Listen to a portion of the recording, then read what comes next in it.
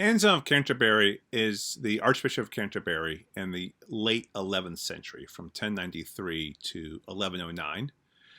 And he is one of the most prominent theologians of his era. He's often called the father of scholasticism. Scholasticism is a theological method that develops in this time period that seeks to clarify doctrine by using philosophical analysis, especially using methods derived from Aristotelian philosophy. Anselm has a motto, faith-seeking understanding. That is, that a person of faith ought to always seek to understand what one believes through the use of reason or philosophy.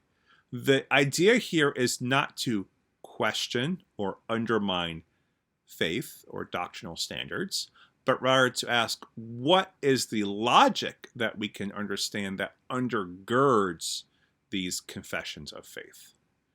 And so this comes to bear on the question of the atonement. And he produces a model of atonement as a form of satisfaction. I'm going to explain what satisfaction means as we go on.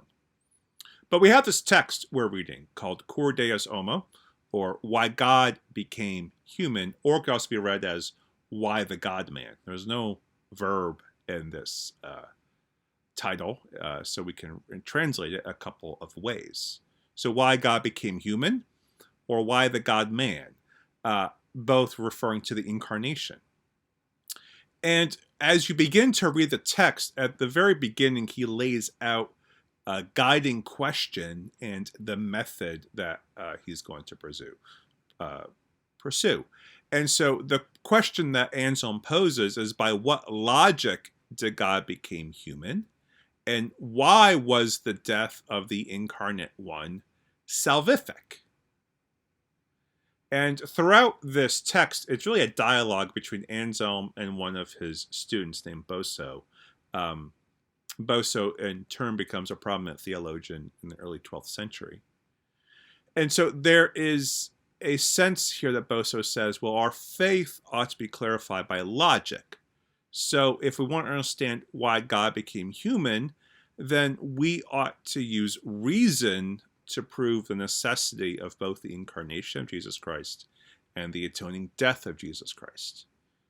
They already believe in these things. So what's really important here is to understand that they're not trying to prove these things so that one then comes to believe in them, but rather try to understand, as I said before, the deep structures that bring the reality of the incarnation and the atonement to bear on our reality.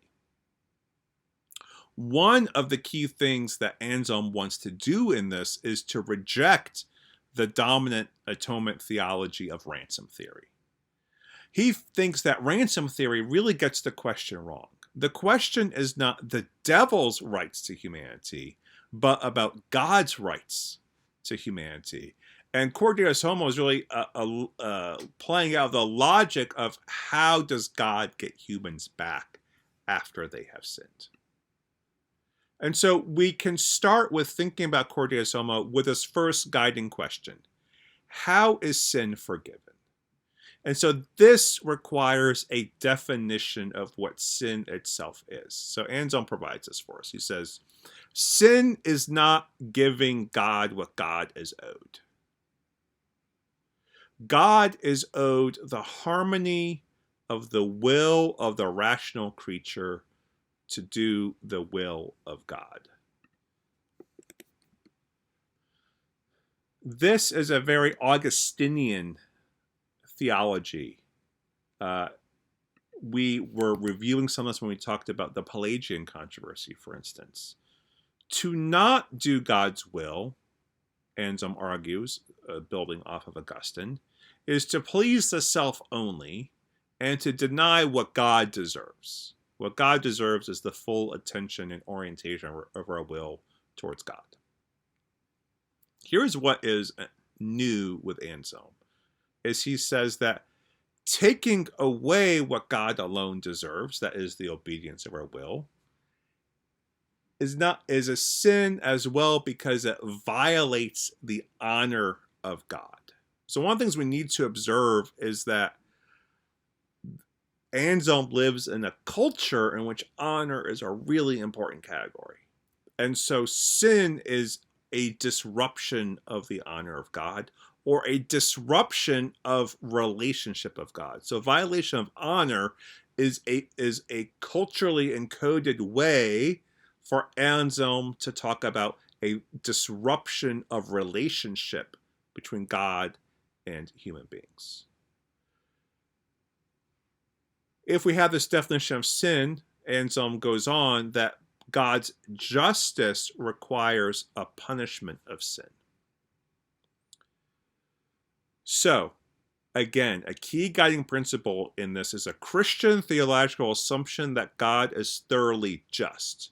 If God's just, sin requires punishment. Moreover, punishment here is seen as a way of making satisfaction for a wrong done. So Anselm argues, for God to simply forgive human beings without requiring them to make some kind of restitution or satisfaction disrupts the relationship between God and humanity, because without making satisfaction, it would seem to mean that both God and humanity are equal partners in some way. And humans are fundamentally not equal to God.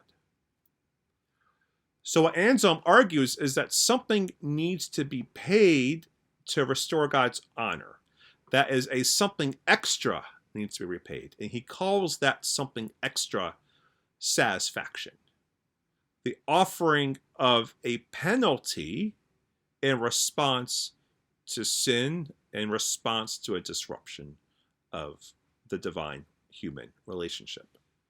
I have a reading from Coakley and Sterk on page 342, chapter 15 of book 1, that lays this out a little bit more. It's on the left-hand side. Anselm writes, "Nothing can be added to or taken from the honor of God. For this honor, which belongs to him, is in no way subject to injury or change. But as the individual creature preserves naturally, or by reason, the condition belonging, as it were, allotted to him, he is said to obey and honor God.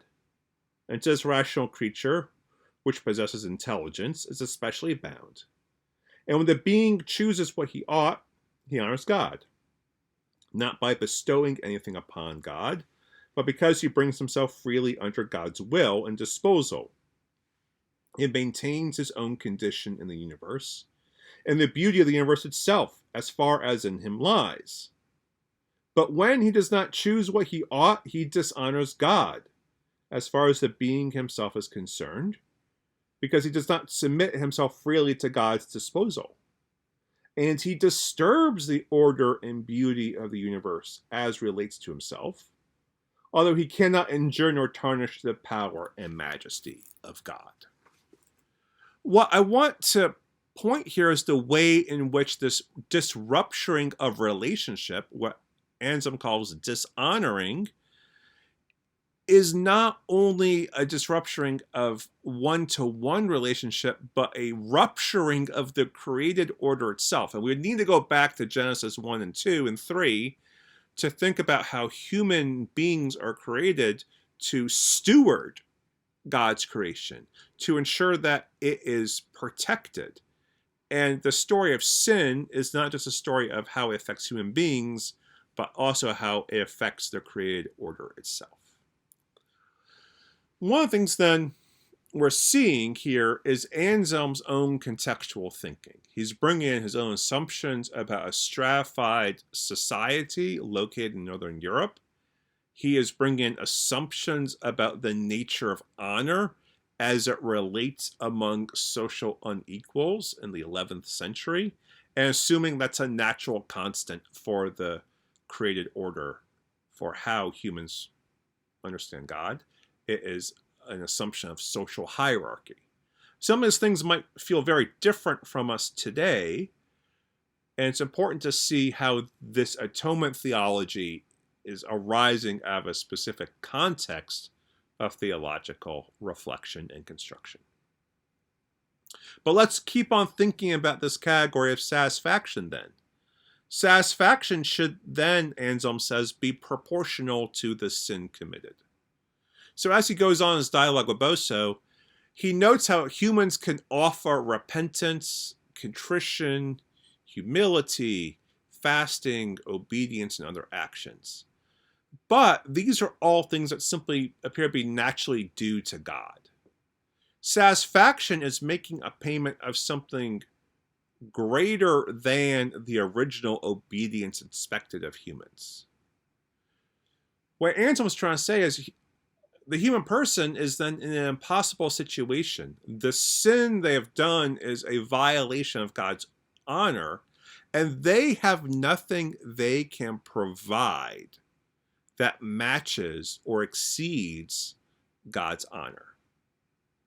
And so humans can't be saved because they can't pay that which is owed, the satisfaction.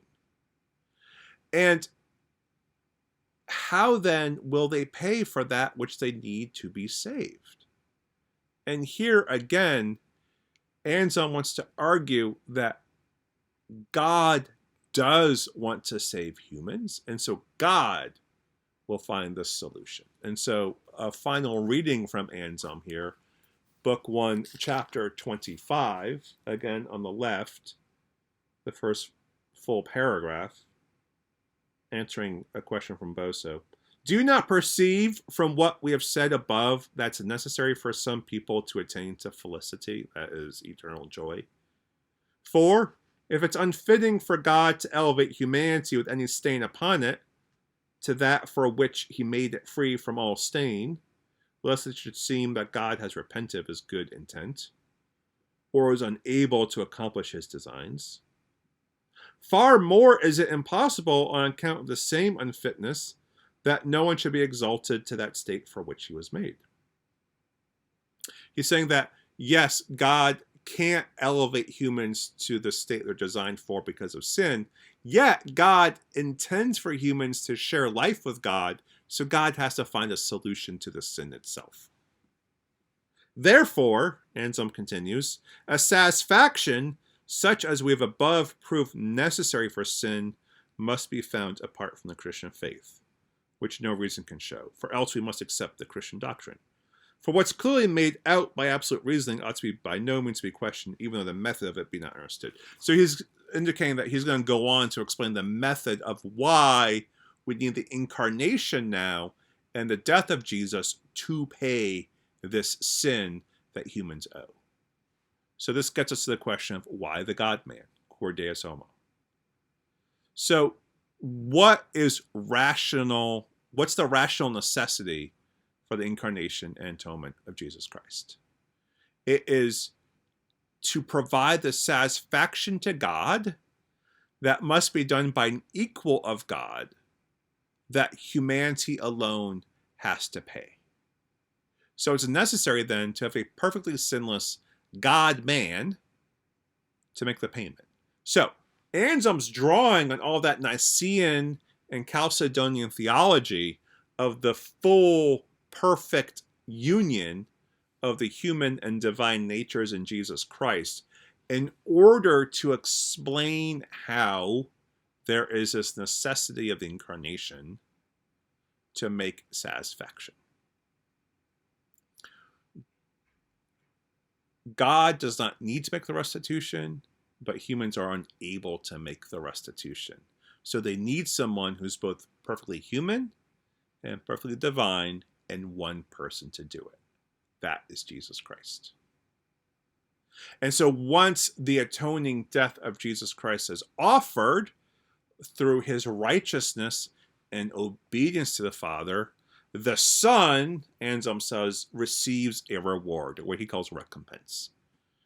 This is a matter of justice, Anselm wants to argue, because Christ's deed was not necessary in some ways, or there would be seen as no purpose for Christ's death if he did not receive a reward. So Christ has the right to offer the reward or recompense he receives from the Father to other people because of the divine nature he possesses. So what Christ chooses to do is through his atonement with the recompense he receives is to forgive the debts that all humans owe. So Christ's death is both an act of satisfaction, he's repaying the debt owed, and an act of substitution, that is, he's standing in place for all other human beings in order to secure the atonement that humans are in need of. Now, I've been explaining this for a while. As you can see, there's a logical movement that Anselm is making here. Your own understanding of the logic of the atonement might not map perfectly onto Anselm's. What I'm asking you to do is to try to at least conceptually follow Anselm's argument and understand it as contextually created and as in dialogue with previous Christian doctrine. I'm looking forward to a fuller conversation we can have about how you've made sense of Anselm's theory of atonement as a making of satisfaction by Christ. That's all for now. When we continue, we're going to look at Peter Abelard and another model of atonement, and talk about Abelard and Anselm and a kind of dialogue between each other.